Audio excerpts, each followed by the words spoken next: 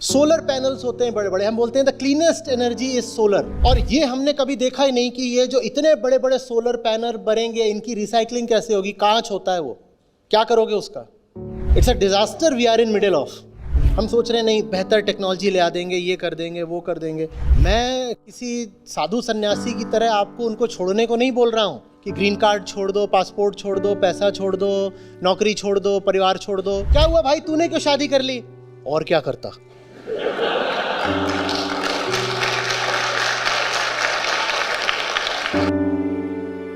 नमस्ते सर। भारत दुनिया की तीसरी सबसे बड़ी इकोनॉमी होने जा रहा है और इसके लिए बहुत सारा डेवलपमेंट हम लोग कर रहे हैं। इसके साथ साथ दो और चीज़ें हैं जो भारत में आगे बढ़ रही है। वो एक है नेचर डिस्ट्रक्शन और दूसरा मेंटल हेल्थ डिग्रेडेशन।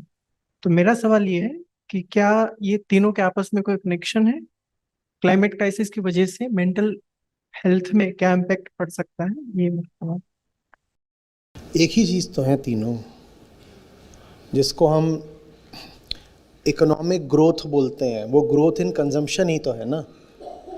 आप जब कह रहे हैं कि पीपीपी बेसिस पर हम दुनिया की तीसरी चौथी बड़ी इकोनॉमी हो रहे हैं, हालांकि पर कैपिटा लेंगे तो 100 से नीचे नंबर लगता है हमारा अभी भी।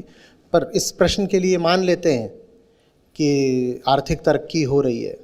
तो आर्थिक तरक्की से हमारा आशय क्या होता है? जब भी हम बोलें इकोनॉमिक ग्रोथ तो मतलब क्या होता है? कंजम्पशन। और कंजम्पशन माने कार्बन।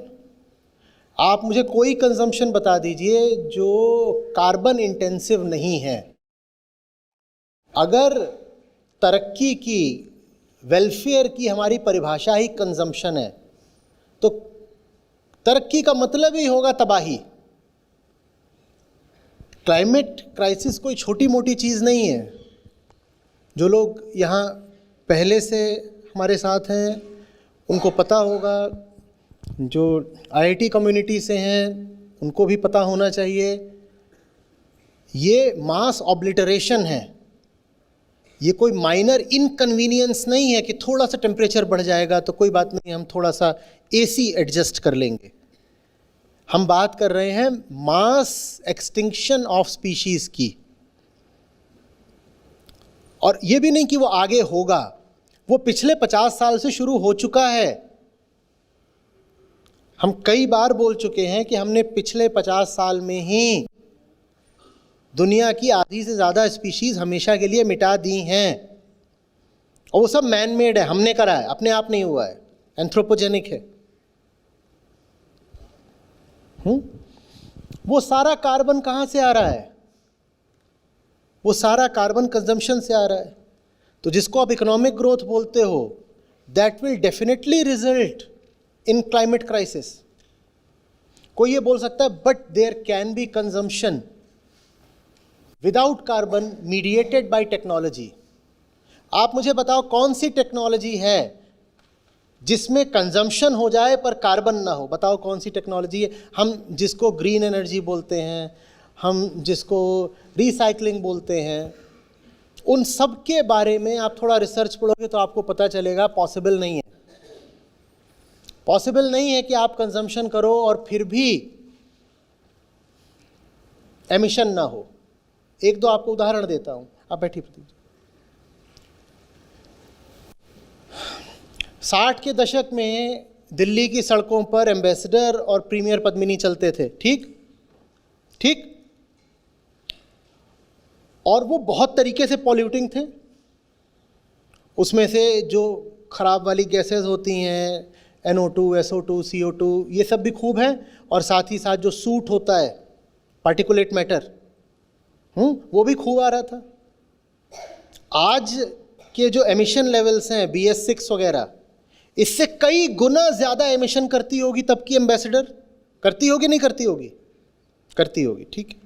फिर हमने तरक्की की, हमने कहा देखो टेक्नोलॉजिकल प्रोग्रेस करी है। आज का जो इंजन है वो उस समय के एम्बेसडर से कहीं कम पॉल्यूशन करता है ना। तो दिल्ली आज कम पॉल्यूटेड होगी, आज दिल्ली कम पॉल्यूटेड होगी क्योंकि BS6 वगैरह का हमने लगा रखा है। NGT ने बहुत सारी शर्तें लगा रखी हैं। दिल्ली आज कम पॉल्यूटेड है क्या? क्योंकि हम ये समझ नहीं रहे हैं कि ह्यूमन ग्रीड ऐसी है कि आप चीज़ को जितना ज़्यादा नीचे लेके जाओगे in terms of technological efficiency, उसका कंजम्पशन कई गुना तो बढ़ जाएगा ना। पर व्हीकल एमिशन अगर 50% भी गिरा और नंबर ऑफ व्हीकल्स 500% बढ़ गए तो नेट एमिशन क्या हुआ? और हम खुश होते रहते हैं कि इलेक्ट्रिक व्हीकल्स आ गए हैं, एमिशंस कम हो जाएगा। और इलेक्ट्रिक व्हीकल को जब उसकी एंटायर लाइफ साइकिल पर देखो तो पता चलता है कि the gains are either nominal और निगेटिव। सोलर पैनल्स होते हैं बड़े बड़े, हम बोलते हैं the cleanest energy is solar, और ये हमने कभी देखा ही नहीं कि ये जो इतने बड़े बड़े सोलर पैनल बनेंगे इनकी रिसाइकलिंग कैसे होगी? कांच होता है, वो क्या करोगे उसका? कुल मिला के बात यह है कि तुम्हारी जो एनर्जी एपेटाइट है वो तुम जिस भी तरीके से पूरी करोगे वो तरीका पॉल्यूटिंग ही होगा। इलेक्ट्रिक व्हीकल्स की बैटरीज का क्या करने वाले हो? और जब आप कहते हो कि एक व्हीकल बन रहा है, चाहे वो इलेक्ट्रिक व्हीकल ही हो, तो उसके प्रोडक्शन में जो कार्बन एमिशन होता है, कोल, आयरन, स्टील, ये तो हम समझते ही हैं ना, या ये भी नहीं होता इलेक्ट्रिक व्हीकल में। लेकिन हम खुद को धोखा देने में महारत हासिल करें, मास्टर्स एट सेल्फ डिसेप्शन। हम खुद को बताते हैं that the problem of climate change is a technological problem. It is not a technological problem. There can be no technological solution to the problem of climate change. It is not a problem. It's a disaster. It's a disaster we are in middle of. And there can be no technological solution. It's a problem of human ignorance and greed. And that's where it has to be addressed. बार बार बोल रहा हूं कि climate crisis का सिर्फ spiritual solution हो सकता है, technological solution नहीं हो सकता। ये बात हमें नहीं समझ में आ रही। हम सोच रहे हैं नहीं बेहतर टेक्नोलॉजी ले आ देंगे, ये कर देंगे, वो कर देंगे। आप जो भी टेक्नोलॉजी ला रहे हो उसका एंड टू एंड इवैल्यूएशन करो तो पता चलेगा वो और ज़्यादा बुरी है, और वो इवैल्यूएशंस हो चुके हैं, वो सारा नॉलेज पब्लिक डोमेन में है। प्रॉब्लम ये है कि जो हमारी फिलॉसफी ऑफ लाइफ है वो बहुत बुरी है। ये जो बाहर का क्लाइमेट हमें इतना ख़राब दिखाई दे रहा है उसकी वजह भीतर का क्लाइमेट है, और जब तक ये फिलॉसफी ऑफ लाइफ ठीक नहीं करी जाएगी हम खुद को बस बहाने देते रहेंगे, झुनझुने बजाते रहेंगे, कभी सोलर एनर्जी के नाम पर, कभी इलेक्ट्रिक व्हीकल के नाम पर, कभी विंड एनर्जी के नाम पर। तो आपने जो तीन चीज़ें बोली, पहला इकोनॉमिक ग्रोथ, दूसरा क्लाइमेट चेंज, तीसरा मेंटल हेल्थ। ये जो तीसरी चीज़ है ये भी क्या है? हमने कहा प्रॉब्लम यहाँ की है, भीतर का क्लाइमेट, यही मेंटल हेल्थ है। बाहर का जो क्लाइमेट खराब है और ख़राब होता ही जा रहा है, और भीतर का जो क्लाइमेट ख़राब होता जा रहा है, ये दोनों एक ही बात है। बाहर का क्लाइमेट ख़राब होता है तो आप उसको नाप लेते हो, किस तरीके से कि साहब इतना हो गया, ppm CO2 इतना हो गया, या SPM लेवल्स इतने हो गए, 2.5 10 इतना हो गया, NO2 इतना हो गया, AQI इतना हो गया, या कि ग्लोबल सी लेवल्स इतने बढ़ गए। ये सब आप नाप लेते हो। भीतर जब होता है उसको भी आप नाप लेते हो। कैसे? आप नाप लेते हो कि the incidence of depression has increased in this population segment by so many %। नाप आप उसको भी लेते हो, नाप आप इसको भी लेते हो। जो चीज़ आप नहीं देख रहे हो वो ये है कि वो आंकड़ा और ये आंकड़ा कोरिलेटेड है। बाहर जो तबाही है और भीतर जो तबाही है ये दोनों एक हैं और एक ही जगह से आ रहे हैं, और इनका समाधान भी एक ही है, और इनका समाधान है right education. From that right education will come the right governments and frame the right policies. हमारी ज़रूरत है सही शिक्षा जिसमें दुनिया के बारे में भी हमें पता हो क्या चल रहा है और भीतर के बारे में भी पता हो। दुनिया के बारे में तो फिर भी शिक्षा कुछ बता देती है, यहाँ क्या हो रहा है हमारी एजुकेशन हमें बताती ही नहीं है। चाहे वो स्कूल हो, कॉलेज हो, IIT हो, IIM हो, वॉर्टन हो, कहीं भी मुझे कोई कोर्स मिला नहीं जिसका नाम हो आई। दुनिया के बारे में बता दो, मैं कौन हूं ये मत बताओ। मत बताओ तो वही होगा, बाहर भी बर्बादी भीतर भी बर्बादी। ये आई कोर्स चाहिए, और ये आई कोर्स लगातार हो, हर सेमेस्टर में हो। ये एक कॉन्टिन्यूटी है, ये एक स्ट्रीम है जो बहती ही रहे, और सिर्फ कॉलेज में नहीं, ये स्कूल से शुरू होना चाहिए। हम समझ रहे हैं इस बात को? ये अजीब लगता है क्योंकि हम चाहते हैं कि हमें कोई बड़े सॉल्यूशंस मिलें। हम कहते हैं बड़ी समिट्स होनी चाहिए, पेरिस वाली होनी चाहिए, सीओपीज होने चाहिए, उसके बाद कुछ इसमें से एक टेरिफिक सॉल्यूशन निकलेगा। साहब, इसका जो एक सॉल्यूशन है वो वही है, वो भले ही आपको बड़ा साधारण ऑर्डिनरी लगता हो। इसका सॉल्यूशन सिर्फ राइट एजुकेशन है। This problem is arising from the mind of man and that's where it has to be addressed. ये टेक्नोलॉजिकल प्रॉब्लम्स नहीं हैं।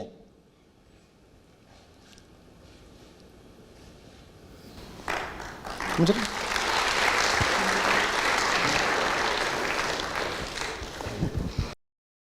आचार्य जी, मैं एक स्टूडेंट की तरफ से आपसे क्वेश्चन पूछ रही हूँ। आपने जैसे कहा अभी हम नौकरी की चिंता ना करें, ग्रीन कार्ड की चिंता ना करें, लाइफस्टाइल की चिंता ना करें, है ना? तो वास्तव में what should we do? Because these all things are the part of the life. तो करे क्या, कैसे इनसे भागे? Thank you. बड़ी चिंता करें about the centre of life, about life itself.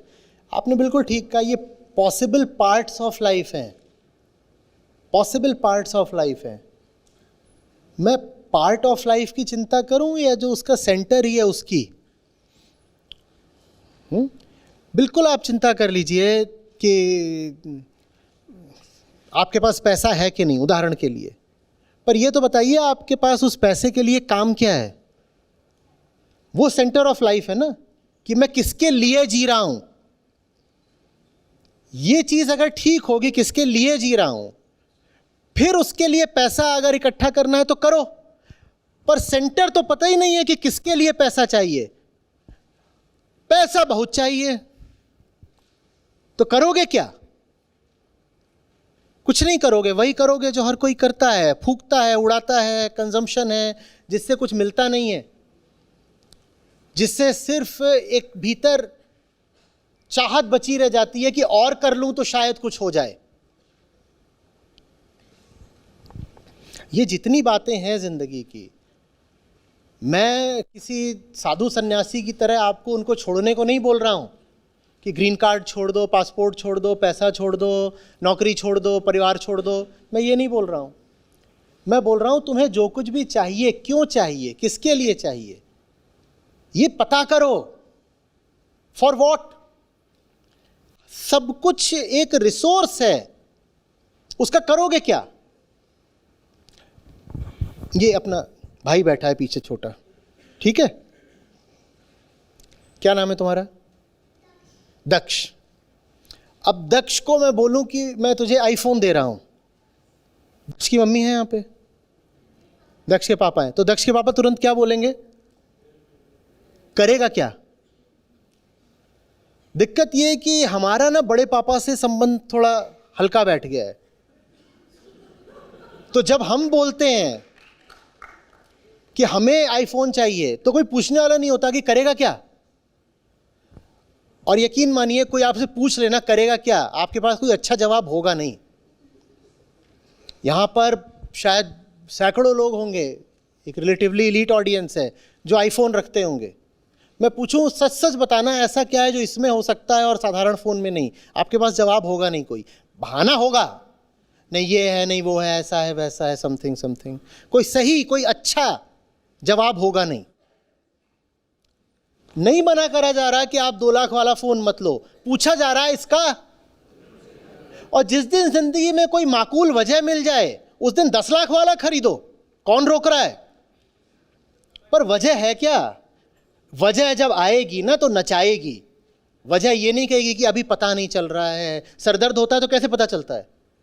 इश्क होता है तो कैसे पता चलता है? पता चल जाता है, वो नचा देती है चीज। कैंसर होता है तो कैसे पता चलता है? वो नचा देती है चीज।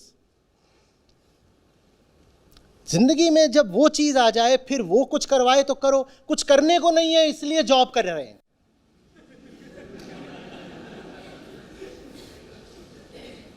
क्या हुआ भाई, तूने क्यों शादी कर ली? और क्या करता।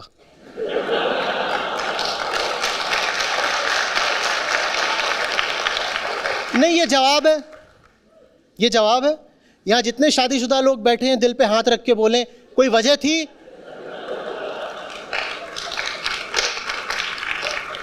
मुझे शादी ब्याह से कोई समस्या नहीं है, खूब करो, 3 करो, 5 करो। मैं पूछ रहा हूं क्यों करो, कोई वजह तो बता दो। एक बता रहा है कि वो 3 BHK में रहता था, 3 लोग थे हम, 2 की हो गई, भूत घूमते हैं घर में, और 3 का किराया भी मुझे देना पड़ता है। वो दोनों तो निकल गए, तो मैंने भी कर ली। एक बोले नहीं मैं नहीं करूंगी, तो छोटी बहन वो लाइन में पीछे है ना, उसकी कैसे होगी? तो मैंने पहले कर ली क्योंकि उसका बॉयफ्रेंड जल्दी कर रहा था। छोटी बहन का बॉयफ्रेंड जल्दी कर रहा था क्योंकि छोटी बहन ने बोला हुआ था शादी से पहले सेक्स नहीं हो सकता, तो बॉयफ्रेंड बोल रहा था फिर शादी ही कर लेते हैं, तो इसके लिए बड़ी बहन ने शादी कर ली।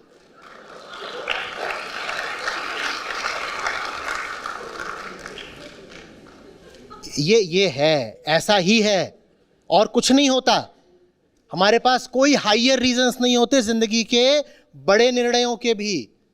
और इसलिए मैं ये जो ऑर्डिनरी लाइफ होती है इसको बहुत कंटेम्प्ट की दृष्टि से देखता हूं। तुम जिंदगी के बड़े से बड़े काम करते हो छोटे से छोटे कारणों से।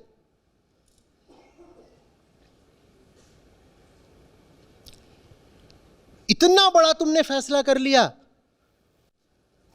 ये क्यों पैदा किया? एक तो था पहले से, दूसरा नहीं वो एक दिन बोल रहा था आई एम सो लोनली, तो तुमने दूसरा पैदा कर दिया।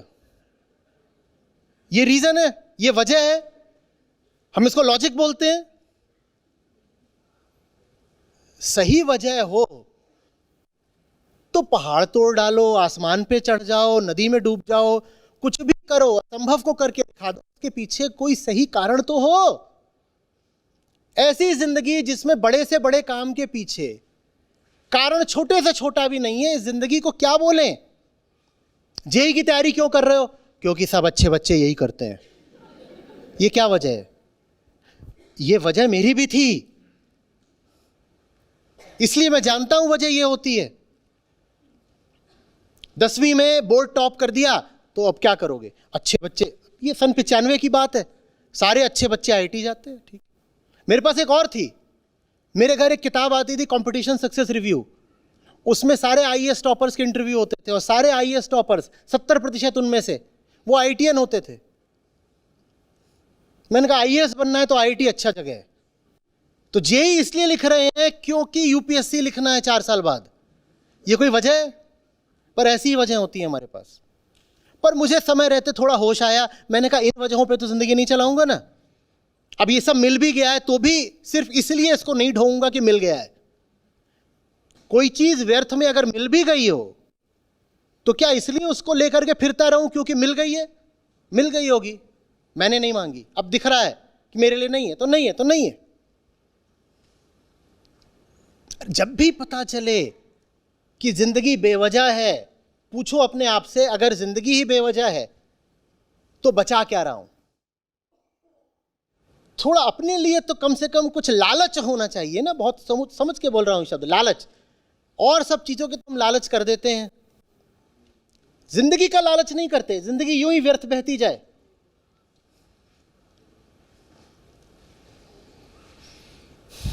हम पारंपरिक अध्यात्म की बात नहीं कर रहे हैं कि नियम है कि ये त्याग दो, वो त्याग दो, ये कर दो, बिल्कुल एकदम एक कपड़े में घूमो और जमीन पर बैठ के खाओ और भूसे पे सो जाओ।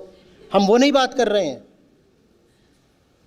मैं तो कह रहा हूं तुम चांद पे चढ़ जाओ, लेकिन उसके लिए सही वजह ढूंढ के लाओ। और अगर सही वजह नहीं है तो 1 इंच भी मत हिलो ना। केमिकल हो क्या, या लाश हो कि किसी ने धक्का दिया चल पड़े, या खड़े थे पीछे से वो फूफी आई बोली शादी कर लो तो कर ली।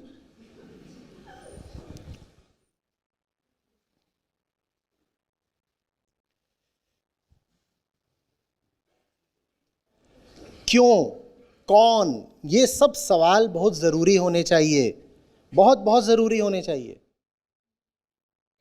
और जिसकी ज़िंदगी में ये सवाल ज़रूरी नहीं है वो जी ही नहीं रहा।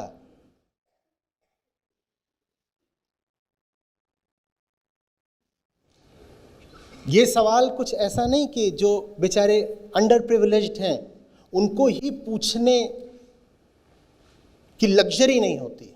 जो प्रिविलेज्ड क्लास है वो भी कहाँ पूछती है, कहाँ कुछ। क्यों घुसे थे आईटी में? क्योंकि साहब सब घुसते हैं। अब उसके बाद कह रहे हैं कि अब म्यूज़िक बहुत अच्छा लगता है पर म्यूज़िक में जा नहीं सकता। क्यों? क्योंकि मैं इंजीनियर हूँ ना। तो माने इंजीनियर होना गुलामी हो गई। हम समझते हैं कि इंजीनियर होना तो लिबरेशन होना चाहिए। आपके पास कोई अच्छी चीज़ आई है उसका तो एक लिबरेटिंग इफेक्ट होना चाहिए ना। उसकी जगह आप बोल रहे हैं मैं नहीं जा सकता म्यूज़िक। क्यों नहीं जा सकते? क्योंकि मैं इंजीनियर हूँ, क्योंकि मैं इंजीनियर हूँ। लोग मुझसे इल्ज़ाम की तरह कहते हैं यही सब करना था तो 3-3 सीटें क्यों खराब करी? आईटी, आईएएम, यूपीएससी क्यों खराब करी?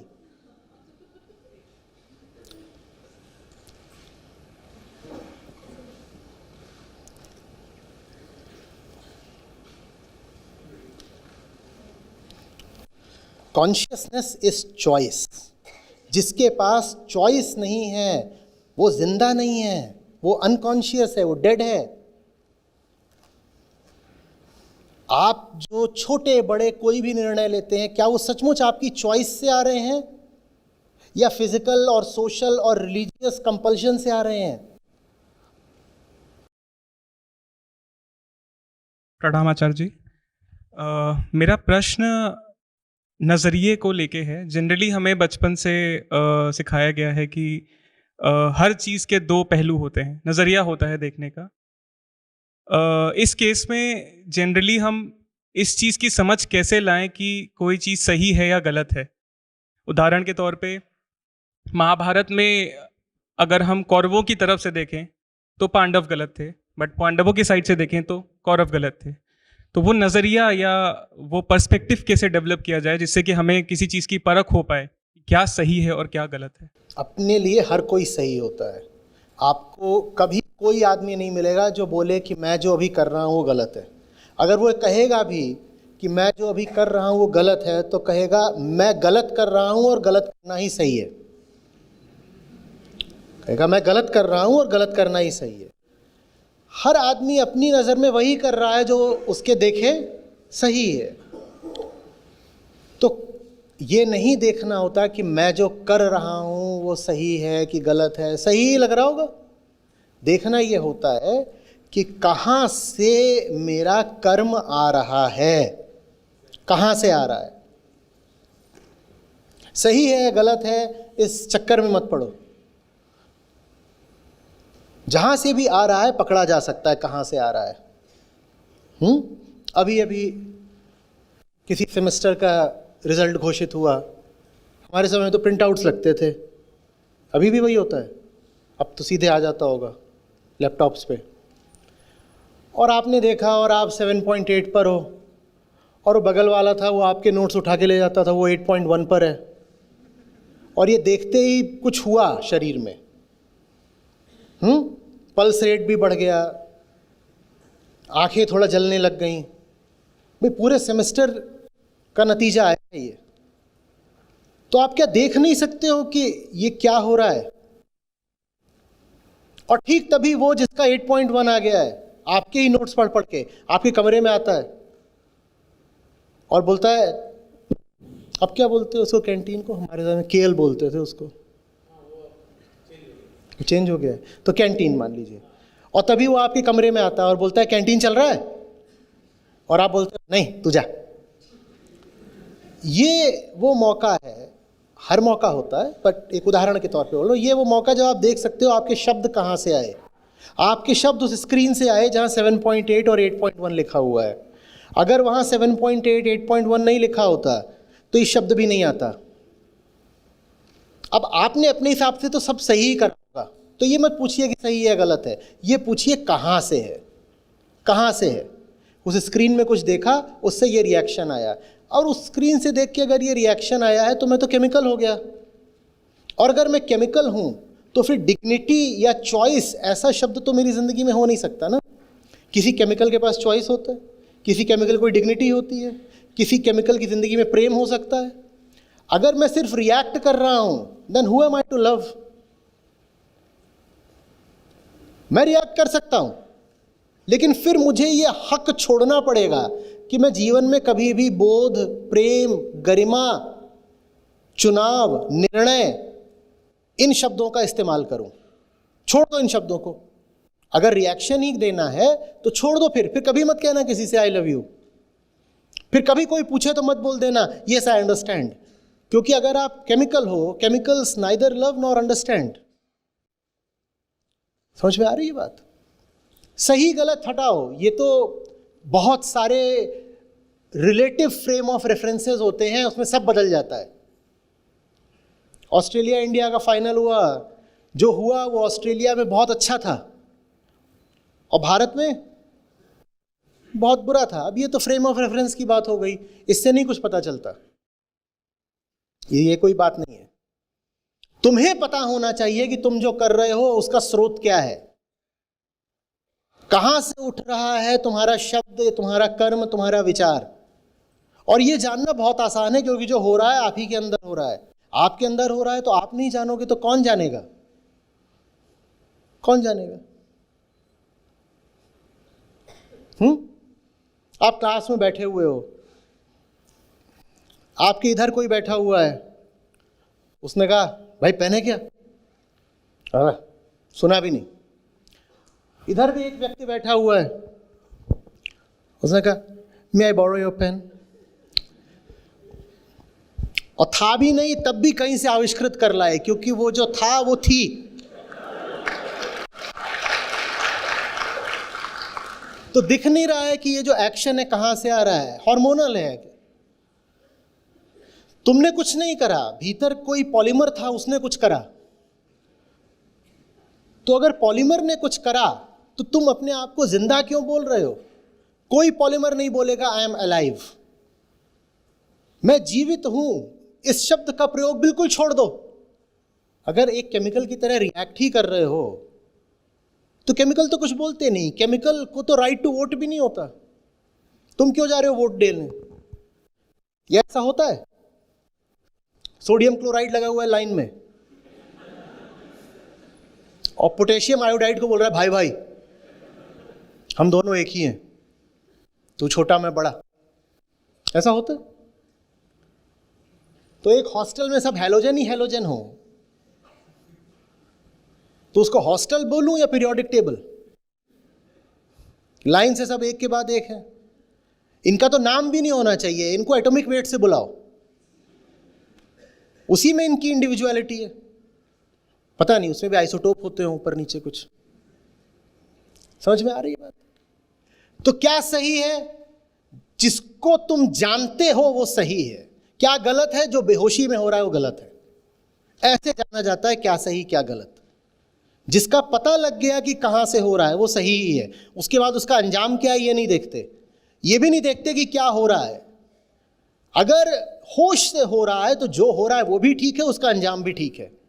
बेहोशी से हो रहा है तो कितना भी अच्छा लगे और समाज भी उसे कितना ही सही बोले, चाहे धर्म भी उसको स्वीकृति दे, वो गलत ही होगा क्योंकि बेहोशी से हो रहा है।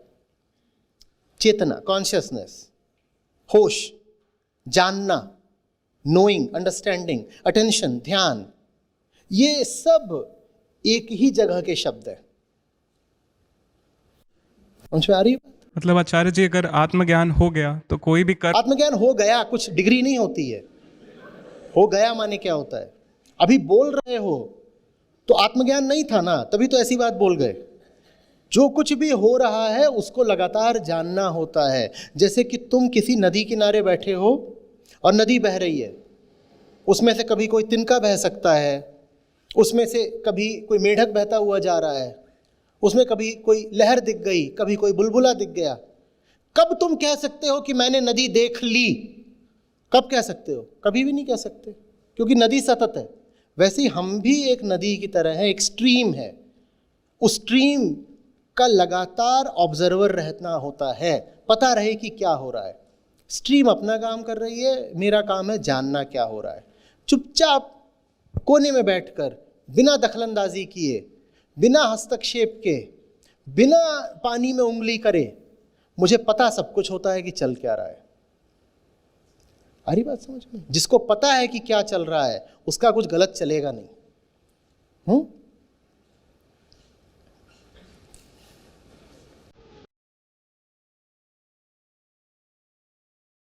पहले तो मैं बहुत सालों से डिप्रेशन में था और मेरे लाइफ में ऐसा स्टेज आ गया कि लास्ट में मैंने सुसाइड भी करने का सोचा, क्योंकि बहुत परेशान हो गया था। एक वीडियो देख रहा था यूट्यूब पे, तो वहां से रजिस्ट्रेशन लिंक मिला और वहां से संस्था से जुड़ा, तो यही मुझे हेल्प हो गया है आचार्य जी की शिक्षा से।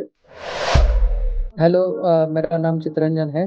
मैं महाराष्ट्र पुणे से हूँ और मैं आचार्य जी को पिछले 3 महीने से सुन रहा हूँ। तो आज की इस तरह से मैंने ये सीखा कि जैसे सत्य होता है, सत्य की परिभाषा है, हर एक को जीवन में बेचैनी रहती है और उनका एक ही मकसद रहता है कि उस बेचैनी से निकलना, और सत्य ही सबको चाहिए। सो इसलिए संसार में सारे जन ने धारणाएं बनाते हैं अपने स्वार्थ के प्रति, सारा कुछ संसार बनाते हैं, पर आपको सत्य चाहिए तो सत्य कटु रहता है। तो सत्य को जानने के लिए आपको पहले तो अपनी खुद की आहुति देनी पड़ेगी और उससे ही सत्य मिलेगा। तो इसलिए ही लाओ जो कह रहे हैं कि ताऊ खाली है, तो ताऊ को खाली होना पड़ेगा, खाली होने के बाद ही उसको सत्य मिलेगा। तो यही मेरी आज की सीख है। एक दोहा गाना चाहता हूँ, कबीरदास जी का एक दोहा है। चिंता ऐसी डाकिनी काट कलेजा खाए, वेद बिचारा क्या करे, कब तक दवा खिलाए रे साधो, कब तक दवा खिलाए। धन्यवाद।